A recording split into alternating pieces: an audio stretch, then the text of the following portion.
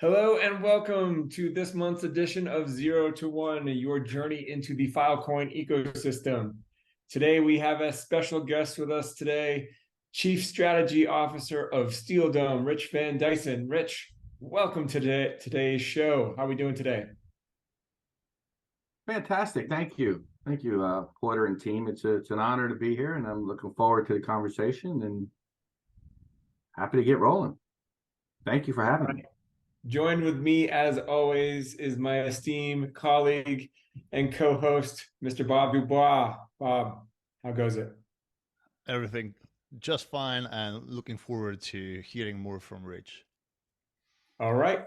Well, let's get right into it today. Today, we are going to be talking about how to sell Filecoin. And we specifically wanted to get Rich to the show today to talk about what it's like coming into the ecosystem, how to go from 0 to 1 in terms of building a client pipeline, and what are some of the tales from the field on what's worked, what doesn't, and just how to get traction and build pipeline around an archival storage solution such as Filecoin. So with that, we want to get to know Rich, we want to get to know the story, and for all of you watching from home, whether you're new to Filecoin or you're thinking about entering, understanding what a pipeline can look like in just 6 months, 7 months time frame, I think is going to be a key component to making sure that you're confident entering the ecosystem like those of you before you. And that's really what we want to cover today, and that's what we want to learn from Rich's firsthand experience. All right, Rich, are you ready? I am ready. All right. So, first off, how long have you been in Filecoin? And what is, let's get the audience a little background on you and Steeldome, on how you've entered and what you've been doing to date since you've dipped your toes into the Filecoin waters. Sure. I'll take you down memory lane here a little bit. Towards the end of last year, we were approached and we were intrigued by the ESPO program and what the Filecoin and blockchain community had to offer from a storage perspective. So we joined our first cohort back in January of this year. And as I always tell the story, truth be told, we had no expectations. Our team is very successful in the Web 2 space, in what we call solution selling and putting a lot of products into the marketplace that are driving a good business. But the archival storage side of our business is a very expensive one. With the hyperscalers and having the ability to do things better, faster, cheaper, and obviously more secure. So we dug in. We dug in at the ESPO program, and fast forward the story, in April, on our second cohort, we had the opportunity to present a couple of services, and we've also learned what Filecoin had to offer and got really ingrained in what the ecosystem can deliver. And as a result of that, we started developing the ability to integrate with the Web3 or the decentralized services market, which was new to us. And it brought an enlightening approach for us to offer archival services, an alternate archive service, if you will, to our community base, our pipelines. And interestingly enough, it has been well received. I can take you through the journey of how we got there, which is a topic around solution selling, but I like to start with the end in mind. Right, so let me give you at least one successful use case story, and we have quite a few we can share. But as a result of going through the ecosystem and understanding what the cold storage community had to offer on blockchain, we approached one of our very large pharmaceutical and medical organizations, and we were already challenged with putting a global, what we're calling intelligent archive system in place. And as you can imagine, from a cold storage perspective, very complicated. A lot of activity, a lot of point solutions out there, cold solutions, different vendors, different technologies. We presented this concept of long-term storage on blockchain. And not only can we do it better, faster, and cheaper that way, but also set that organization up to be able to analyze that information with search and find capabilities, having their data in a global decentralized environment for audit purposes. And again, I can get into the details of that, but truth be told, they were very interested.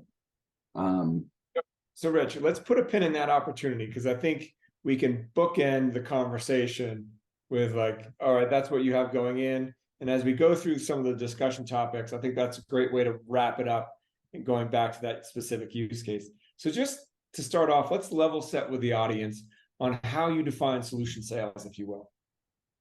Sure, happy to. Well, this explanation can take all day, but I'll give it to you in a couple of doses. First, let me start by saying it really is a mindset. You know, the one that we've built is don't cheat your customer.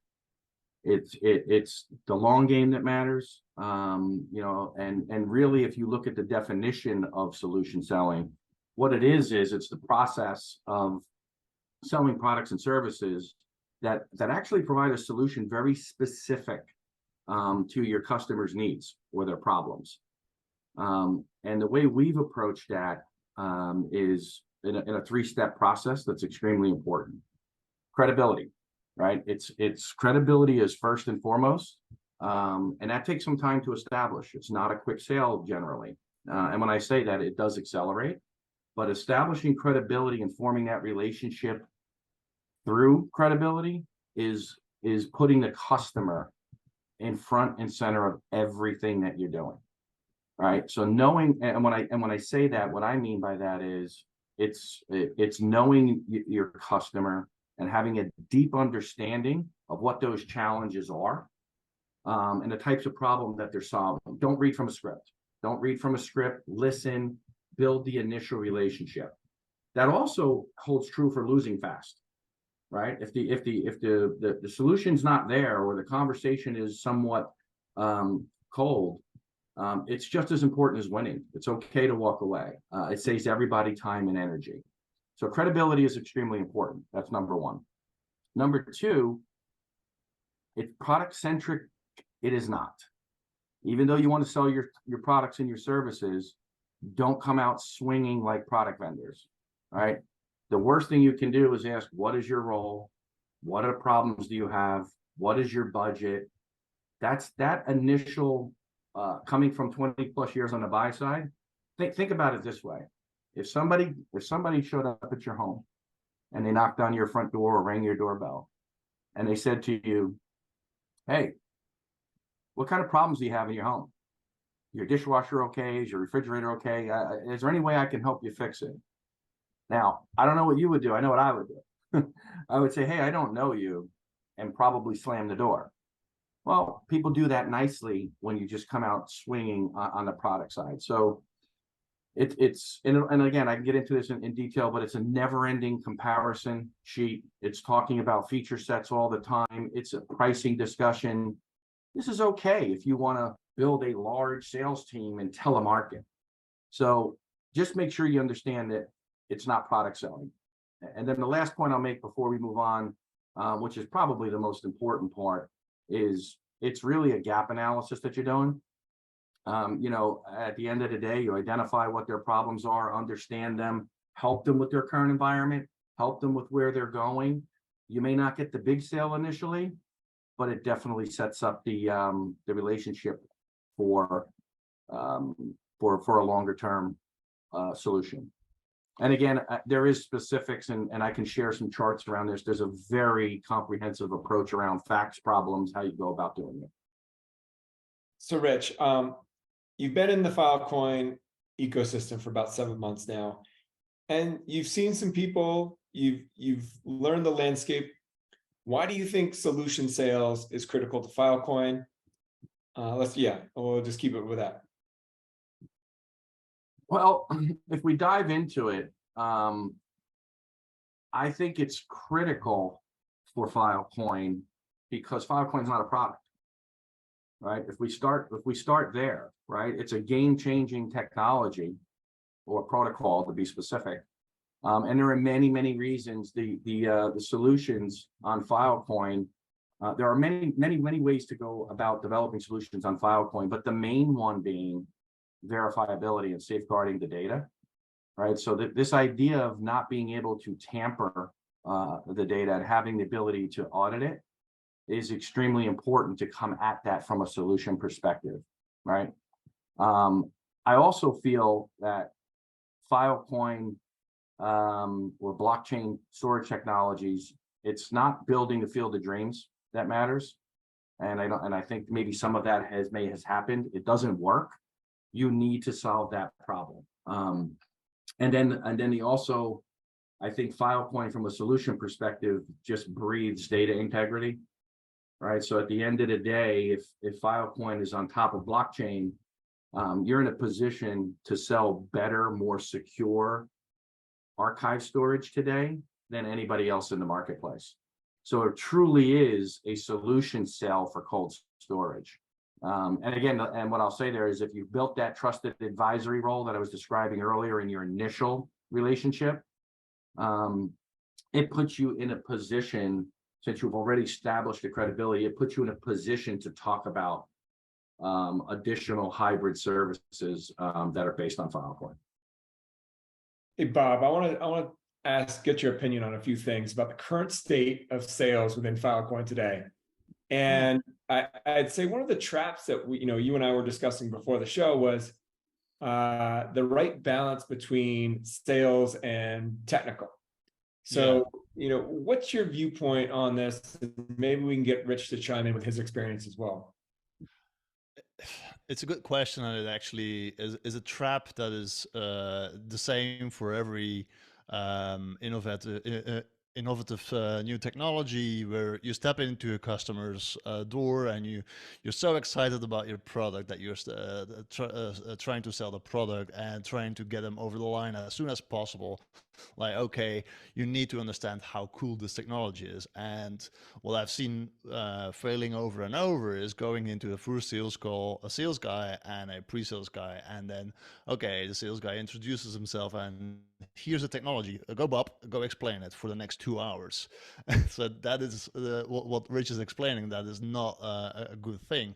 On the other side, though, I must say, people trying to adopt a sales or solution sales mindset often step into the trap of asking the same question over and over to the customer, like, what's your pain? What keeps you up at night? I mean, customers get allergic against that question very soon, because everybody is asking the same question just straight from the book. So to Rich's point, building that rapport and building that relationship is a very good, is a very necessary thing.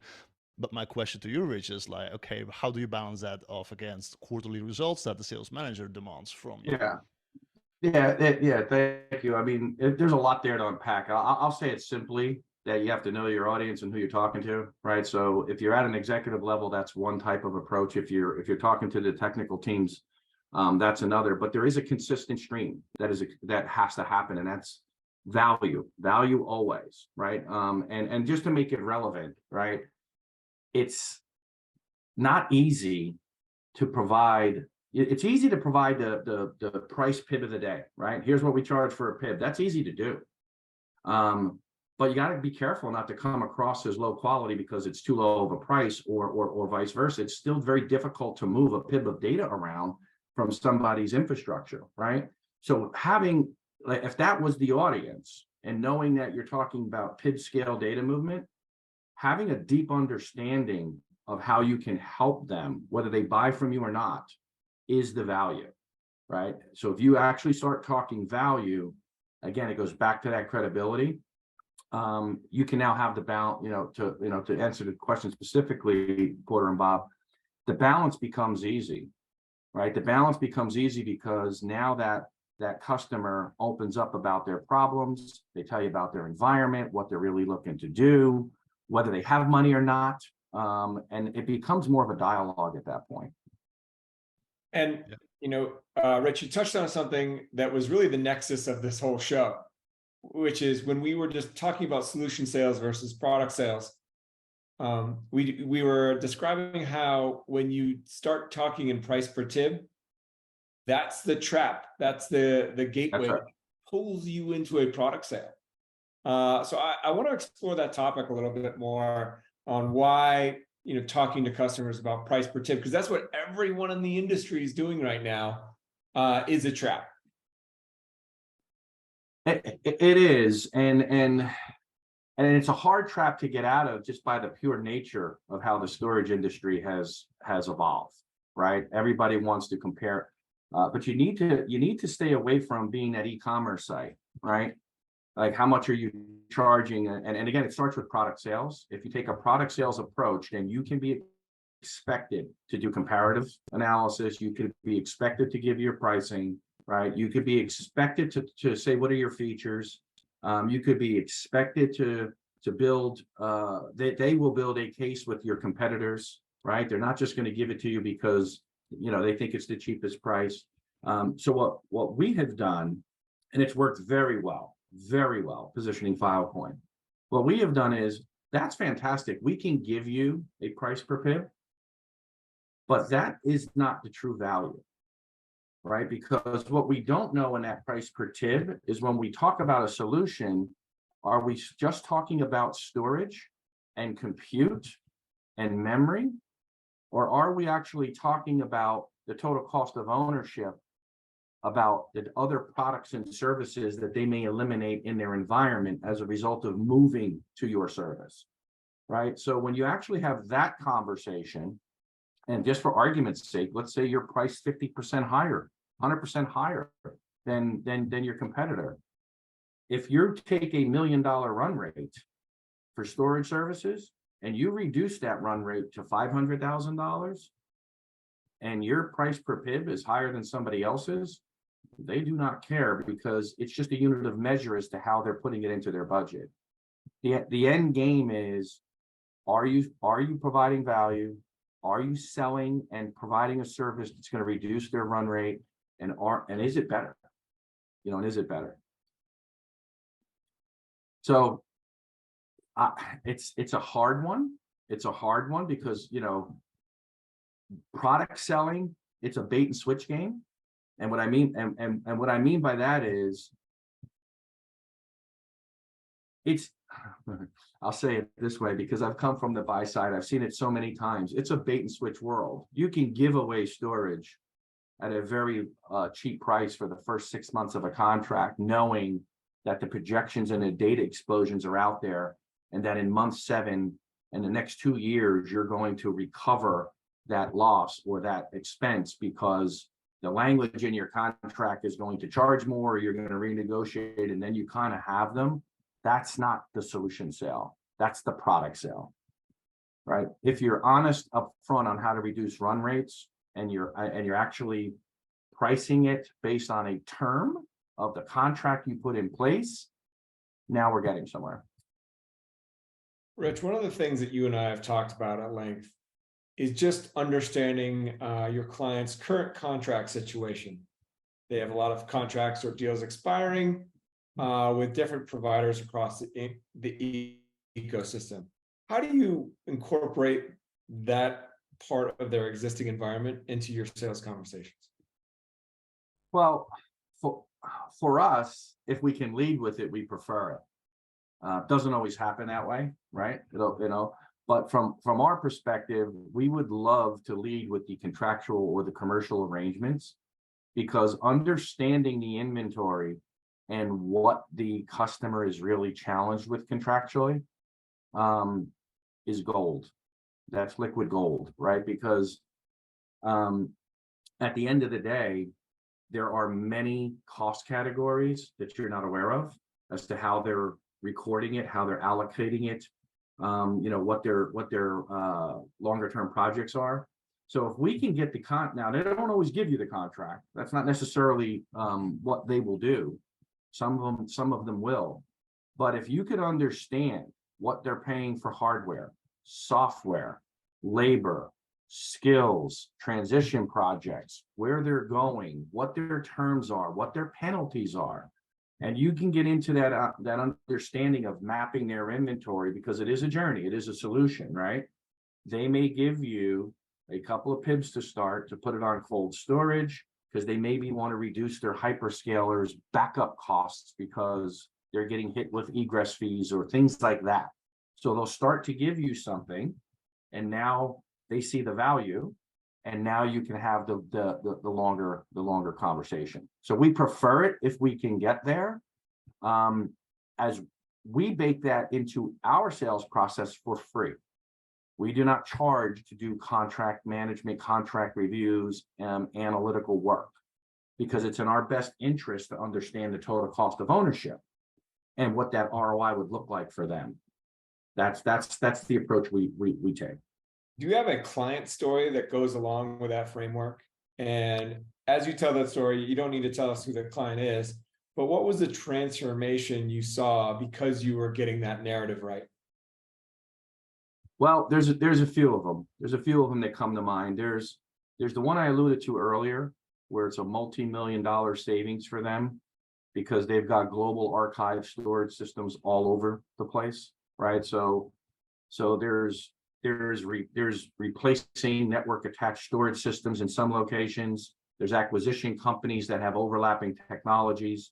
There's some backup software vendors that are riding on top of hardware that's end of life. So there's a whole myriad of waste, if you will, that with the right solution, we can move that over to an archive solution.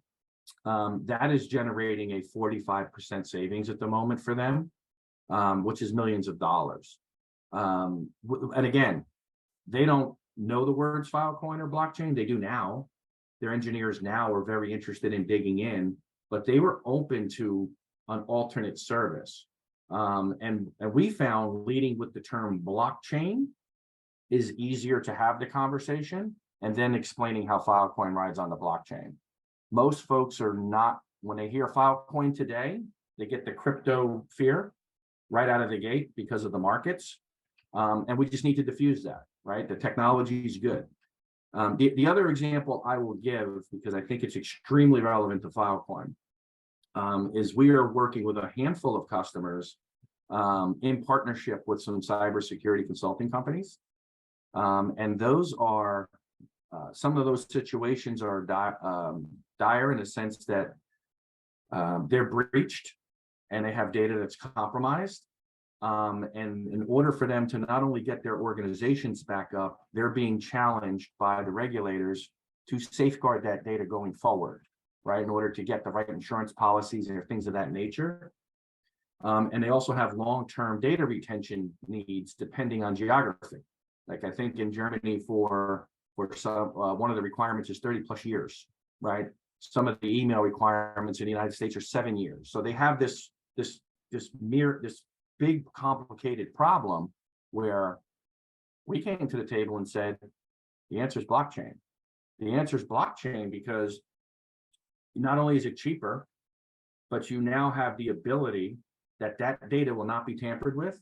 And you now have an audit and a historical record that you can now provide to your executive leadership teams as well as your insurance companies. So in that model, Porter, we're not even selling.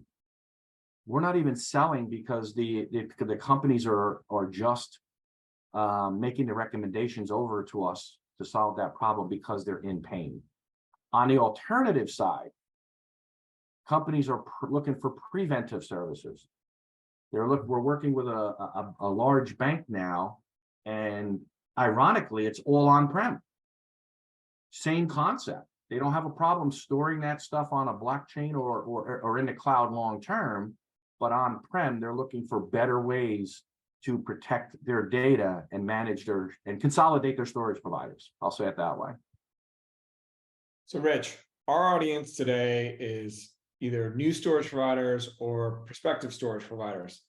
And they're sitting here chomping at the bit going, okay, how do I generate pipeline and the rate and pace that Steeldome has over 7 months? So, again, thinking about that situation in mind and that audience member in mind, let's go back to that pharmaceutical example that you referenced at the beginning of the show. So how do we walk through, let's explain, step by step that end-to-end journey. And what are the lessons and best practices that that works for you in that scenario that others could replicate as they look to go build out their pipeline for Filecoin opportunities? All right, so I'll touch on that one, but I think a better step through for storage provider profitability would be a couple of large aerospace and media type companies that we're working through, because that actually enables the sellers and the providers, if you will, where we're behind that, not necessarily in front of it. But the one that you just described initially, we are the direct contract with the customer, which is a little unique for us. Right, we're in the business of enabling storage providers and sellers, so we are on the front line on that one, and not to scare the community, but it's been a bit of a journey. It's been a bit of a long sail based on what I described earlier, solution selling. Right, so initially when we engaged with the customer, they loved our technology. They loved the ability to help them. What they didn't have was the appetite to change. They didn't have the appetite to change because they had, after COVID, they had just put all their chips in on a multi-cloud strategy, in this case, based on AWS, right? So they do have other solutions out there, but a large percentage of their data, both production and backup, was at AWS. And they did that, and I'm describing the journey all along the way to a consultative relationships being built, as I was describing, as part of solution selling. But all along the way, they felt that they would save a lot of money. They thought their cloud expenses would come down, their workloads, they'd be able to decommission services, and the opposite has happened. They have no control over their workloads. They have no control over the change orders. And quite frankly, when they need to back up data or retrieve data for some inquiry, whether it be a legal one or serving clients, it costs them a lot of money, because in the fine print, there's egress fees or deletion fees or restoration fees from, in this case, AWS. So in that scenario, where the community here could have benefited, and Filecoin could have benefited, was we were in a position to make recommendations on how to consolidate storage providers and data protection providers, and how to bring that archive system to bear. Because there's one thing for us to orchestrate it and redistribute the data. There's another to have the providers to be able to do the compute and have the capacity for their needs. So that one's still in play. There's opportunity there for folks on this phone.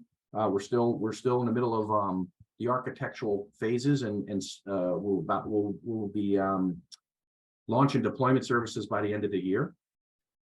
On the other side of the question that I think is really more valuable to sell Filecoin, and that is leveraging companies like ours for, it's a little cheesy plug here, right? From an orchestration and a commonality perspective, we make it very easy on the access side to bring data into Filecoin, right? So anybody on the call does not need to develop, unless you want to. It takes a long time, but you don't need to develop some of the common protocols in the Web 2 space today to get access to those data sets.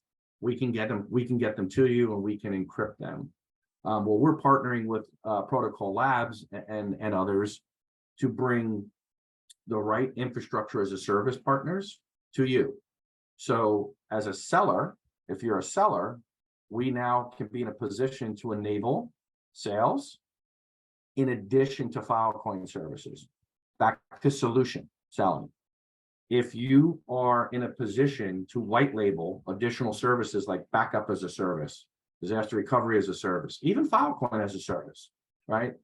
Including the archival services across all tiers, you now can charge fiat. You can charge for these bundles for your customers.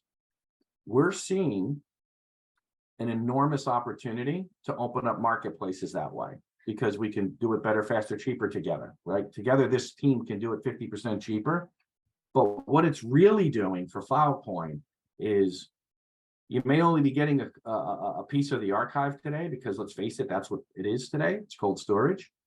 But you are now in a position to optimize that marketplace by putting the tooling and pulling another tier through as these features become available, whether that's paid for on the token side because of how it's operating on the Web3 side, or whether it's fiat, you now have multiple streams of revenue for the service that you're putting forward.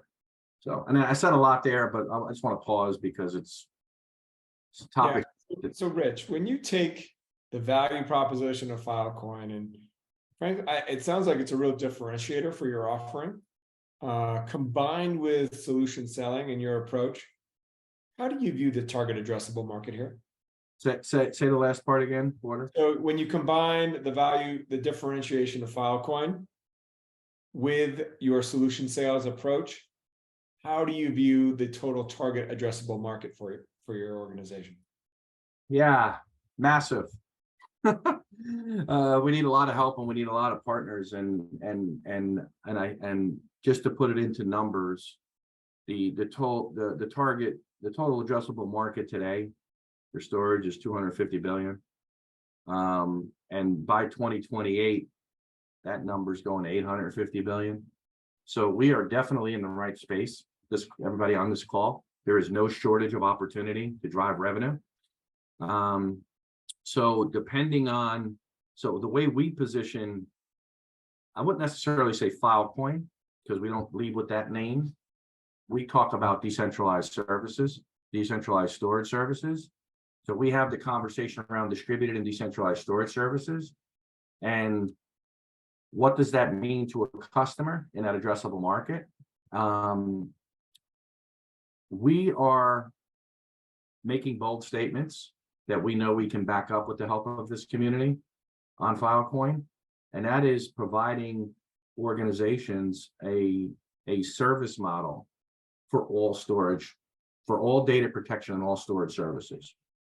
Right. So the big play for Filecoin here is having the archive capabilities on a large PIB scale, right? Having the computation and the capacity available that is decentralized, and then having organizations like ours be able to put the marketing and the alignment of those opportunities in that addressable market. And I can speak about those in verticals, but they're massive.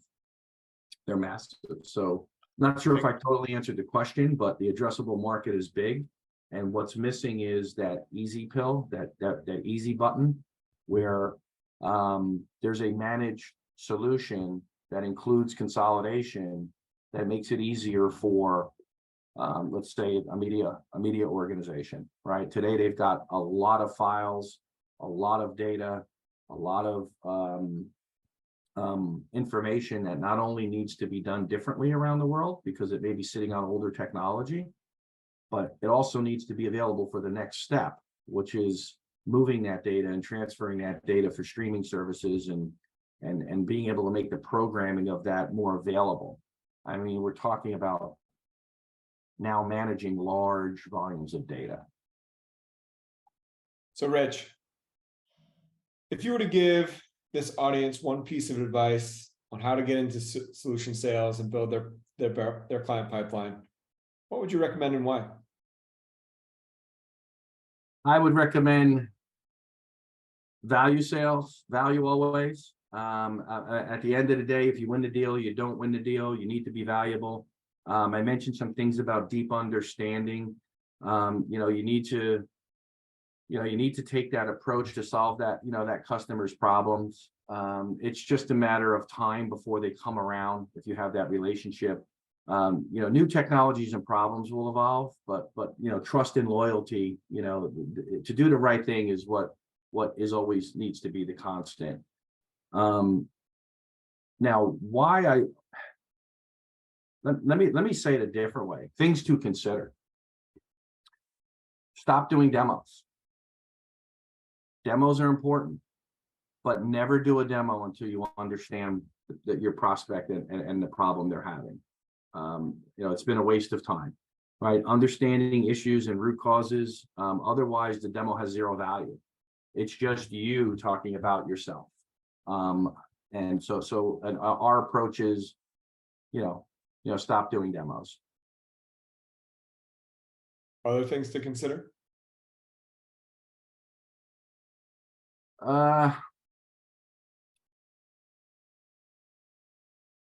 No, I think that's it. I mean, yeah, I mean, solution selling and charging for, well, here, I'll give it to you, in a nutshell, right?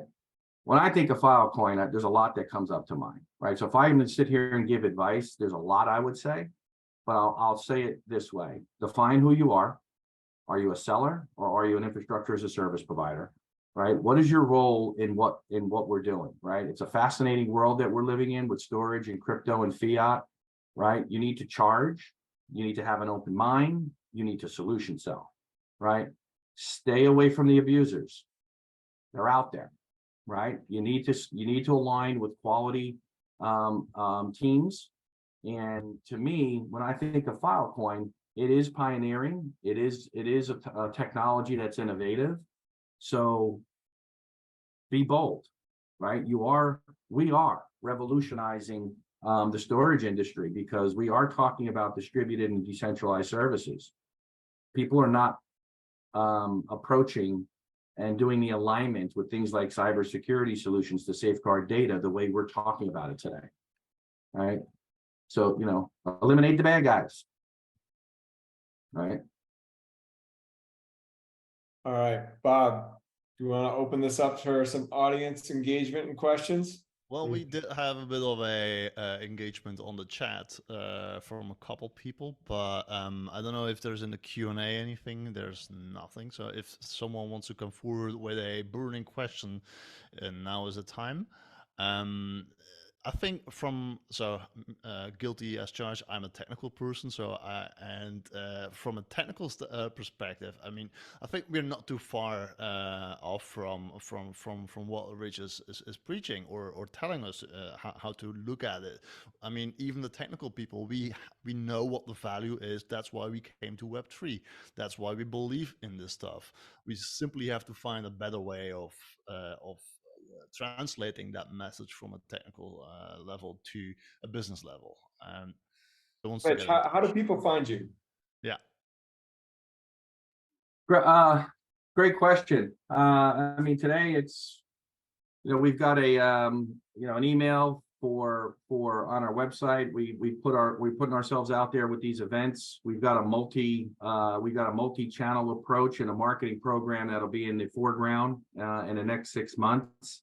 We are on social media. You can find us through this ecosystem as well. So a lot of ways for us now to get ourselves out there. We have spent, to kind of bring where Bob was going, we have spent the last 2 years focused on a lot of the technology side of this, and from a marketing standpoint, we're now making that push. So. And I will double down with, you can find Rich on Filecoin Slack. If you are not on Filecoin Slack, I highly encourage you to join it. You can find all of our updates from everything storage provider community and the larger ecosystem within the global storage provider community channel on Slack. We're always posting updates from ecosystem partners such as Steeldome on Filecoin SP and on Filecoin Twitter. You should be always reading and up to date on your Filecoin docs on becoming a new storage provider. As always, you've heard multiple references to the ESPA program. That's our storage provider accelerator program held every quarter in Las Vegas. You will find a common thread that everyone on the 0 to 1 community show has attended or been a part of the ESPA program, and all have rave reviews. And then, as always, make sure you're registering for D-Store for all the best sales and enablement material to help you grow your client pipeline that we have. So those are going to be your best use cases, client logos, and other enablement material that will help you on your journey to a more solution sales future. So those are my plugs. If you haven't plugged into any of these, be sure to do so as soon as possible. Other questions for Rich before we wrap up today's program? One of the common themes, Porter, I see in the chat is ransomware, and yes, that is a fantastic way to have discussions with your customer about the value of Filecoin. I see that in the chat throughout, and preventing ransomware by storing your data on the blockchain is a very good conversation to have. All right. Final note in the chat, we have a D-Store AMA with Supernational about their new program that's happening in just over an hour and a half, or just under an hour and a half. So be sure to check that out if you have an opening in your schedule. Lots of great updates coming from D-Store on that AMA as well. And with that, Rich, thank you for joining. See you all next month. We'll talk about key milestones to look to achieve on your getting started journey. Bob, as always, take us out. Oh yeah, putting me on the spot. Always, that's what I do. Yeah, sure thing. Thanks for joining. Thanks, Rich, for giving us those wonderful insights. I think it is the right time for this ecosystem to move into more of this value selling mode. So this is a great starting point and some great lessons. Thanks again. Thanks, everyone. See you all. Thanks for joining.